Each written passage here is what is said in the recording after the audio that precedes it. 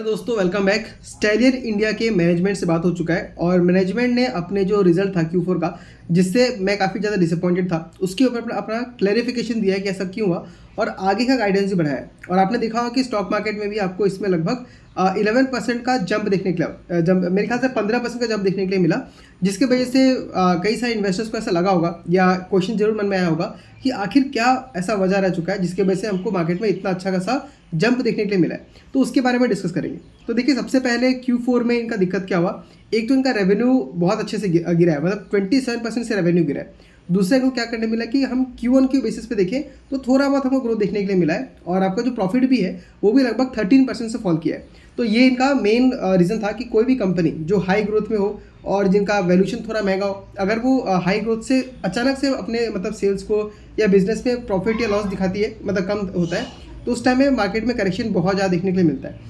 अब देखिए, इसका रीजन कंपनी ने क्या बोला है कि अभी तक ये जो स्टेलियन है इसका मेन काम क्या है, ये चाइना से गैस मंगाता है, केमिकल मंगाता है जो रेफ्रिजरेंट में, कूलिंग एजेंट्स में लगता है, और उसको मतलब वो होलसेल में मंगाता है और यहाँ पे डी बल्क करके, मतलब छोटे छोटे पैकेट से बना के, मतलब डी बल्क बोलते हैं उसको, करके करके और कुछ मिक्सिंग करके उसको अपने जो कस्टमर्स हैं उनको बेचता है। तो फिलहाल तक स्टेलियन इंडिया क्या कर रहा है, फिलहाल तक नहीं, पिछले 1 साल तक भी अभी तक क्या कर रहा था, वो सिर्फ आपका एक मतलब मान लीजिए होलसेल में लेके आता है और यहाँ पे खुचरा में बेच देता है, उस टाइप का काम कर रहा था। तो इस बार क्या हुआ, आपका 2 प्रॉब्लम हो गया। एक तो आपका जो मिडिल ईस्ट का वार की वजह से जो सप्लाई चेन है वो थोड़ा बहुत डिस्टर्ब हो गया, जिसके वजह से ये लोग को सामान लाने में दिक्कत हुआ। दूसरा ये भी हुआ कि चाइना ने क्या किया है, इस बार बहुत ज़्यादा अपना जो गैस है वो इंडिया में डायरेक्टली बेचना शुरू कर दिया है। तो उसके वजह से इनको कंपटीशन फेस करने मिला और ये लोग अपने वॉल्यूम्स को बढ़ा नहीं पाए। इसके वजह से इनका क्या हुआ है, इनका जो मतलब सेल्स है वो गिर चुका है। दूसरी बात ये भी है कि इस बार क्या हुआ है, क्योंकि चाइना भयंकर तरीके से बेच रहा है ओपन मार्केट में आके, तो जो केमिकल से बेचते हैं उन केमिकल्स का दाम भी बहुत घट गया। तो जो पिछले साल का जो Q4 था वो इनके लिए बहुत एक्सेप्शनल ईयर था, एक्सेप्शनल क्वार्टर था, जिसमें सब चीज़ों का दाम हाई था। तो जब चीज़ों का दाम बहुत हाई होता है, आप उसको बेचोगे तो आपको जो रेवेन्यू मिलेगा वो भी ज़्यादा मिलेगा। लेकिन सामान का अगर दाम ही घट गया तो आपने भले ही उतना ही वॉल्यूम बेचा हो, बट आपको वहाँ पे रेवेन्यू कम होता हुआ दिखाई देगा, क्योंकि ओवरऑल सामान का दाम घट चुका है। तो ये 2 मेन रीजंस की वजह से इनका क्या हुआ, रेवेन्यू में फॉल देखने के लिए मिला है। लेकिन अच्छी बात ये है कि इनका जो मार्जिन है वो इंक्रीज़ हो गया है। जहाँ पिछले क्वार्टर में इनका मार्जिन लगभग आपका मेरे ख्याल से मतलब पिछले क्वार्टर में जो इनका 11% था वो बढ़ के अभी 15% हो चुका है। यानी मार्जिन को इन्होंने प्रोटेक्ट किया है, इनफैक्ट मार्जिन को इंक्रीज़ किया है। यानी इनका जो कंट्रोल है सेल्स के ऊपर वो अच्छे से मतलब ये कंजर्व कर पा रहे हैं। तो इससे आपको दिखेगा कि आपको भले सेल्स में लगभग 27% का फॉल देखने के लिए मिल रहा है, बट प्रॉफिट में ओनली 13% का फॉल देखने मिला है। मतलब मार्जिन बढ़ जाने की वजह से प्रॉफिट इनका उस तरीके से गिरा नहीं है। तो यहाँ पे जो भी कंपनी ने एक्सप्लेनेशन दिया है वो एक्सप्लेनेशन बिल्कुल भी सही है, उसमें कोई दिक्कत नहीं है। अब आगे कंपनी ने क्या गाइड किया है कि हम लोग का जो प्लांट, क्योंकि जो पिछले 3 क्वार्टर से मैं सुन रहा हूँ और कि इनका एक R32 का प्लांट बैठने वाला है। मतलब वो प्लांट में क्या हुआ, ये लोग बैकवर्ड इंटीग्रेशन करेंगे। सिंपल भाषा में समझिए, अभी तक ये लोग क्या कर रहे थे, चाइना से वो गैस मंगा रहे हैं, केमिकल को मंगा रहे हैं, और यहाँ पे वो लोग मतलब खुचरा करके रिटेलर्स को बेच दे रहे हैं। तो यहाँ पे उनको सिर्फ बीच का थोड़ा बहुत मार्जिन मिल जा रहा है। लेकिन अब ये लोग क्या बोल रहे हैं कि हम लोग चाइना से वो सामान नहीं मंगाएंगे, हम लोग दूसरा कुछ मंगाएंगे और खुद से बनाएंगे। जो भी इनका गैस जो केमिकल है वो इंडिया में खुद से बनाएंगे, जो भिलवाड़ा में खुल रहा है इनका। तो उससे क्या होगा, इनका जो मार्जिन है वो और ज़्यादा मिल जाएगा। क्योंकि मान लीजिए आप रॉ मटेरियल को लेके आ रहे हो और यहाँ बना के खुद बेच रहे हो, तो अब जो आप चाइना से पहले 2 रुपये में खरीद रहे थे, अब आप खुद से मान लीजिए 1 रुपये का बना सकते हो। तो यहाँ 1 रुपये का आपको मार्जिन एक्स्ट्रा मिल जाएगा। तो कंपनी गाइड कर रही है कि हम लोग का इस साल के अक्टूबर तक, जो 2026 अक्टूबर है, तब तक वो प्लांट हम लोग का मतलब ऑपरेशनल हो जाएगा और इससे हम लोग को अगले 6 महीने में ही लगभग 250 करोड़ का रेवेन्यू देखने के लिए मिल जाएगा। ये कंपनी ने यहाँ पे हमको बोला है। तो मतलब क्या हुआ, एक तो 2 चीज़ होने वाला है। एक, इनका जो प्लांट जो बैठने वाला था अभी तक जो हो नहीं पाया था, वो अक्टूबर तक कंप्लीट हो जाएगा बोल रहे हैं, और कंप्लीट होने के बाद इनका 200 करोड़ का या 250 करोड़ का रेवेन्यू सिर्फ उस प्लांट से आ जाएगा। तो देखिए, इस पूरे साल में उन्होंने कितना रेवेन्यू किया है, 431 करोड़ का, और वहाँ पे 250 करोड़ और ऐड कर लेता हूँ, तो ये लोग बोल रहे हैं कि 30% का हम लोग यहाँ पे इस साल रेवेन्यू ग्रो आराम से कर सकते हैं।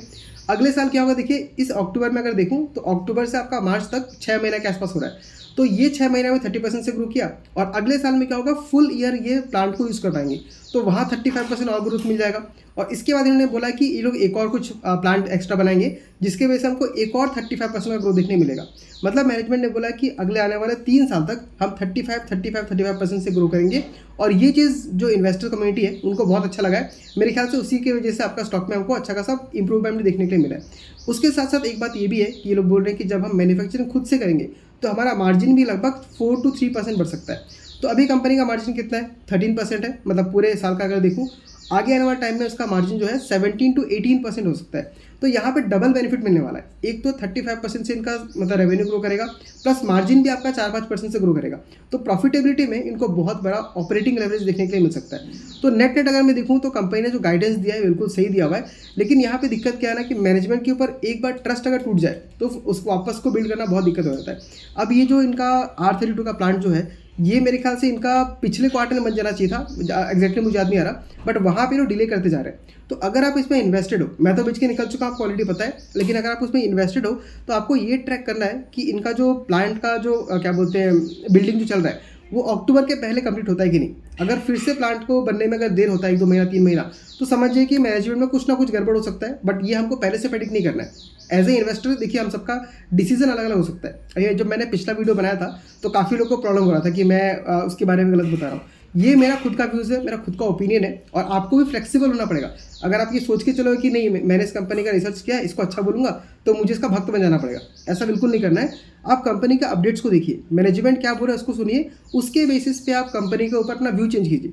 अब देखिए मुझे लगता है कि कंपनी जो बोल रही है शायद वो कर पाए, और अगर वो ऐसा कर देती है तो बहुत अच्छा खासा आपको कैपिटल में अप्रिशिएशन देखने मिल सकता है। बट यहाँ पे मेरा पर्सनल ओपिनियन आता है ना, क्योंकि मैं खुद का पैसा लगा रहा हूँ, तो मेरा जो बायसेस है, मेरा जो ओपिनियन है वो यहाँ पे आएगा ही। और अभी भी मैं क्या कर रहा हूँ, क्योंकि मेरा ट्रस्ट एक बार टूट चुका है, तो अभी मैं इस कंपनी के ऊपर ट्रस्ट फिलहाल नहीं करने वाला हूँ। एक क्वार्टर में और देखूंगा, अगर अक्टूबर के महीने तक इनका प्लांट बैठ जाता है तो हो सकता है मैं फिर से एंट्री करूं और आपको बता भी दूं।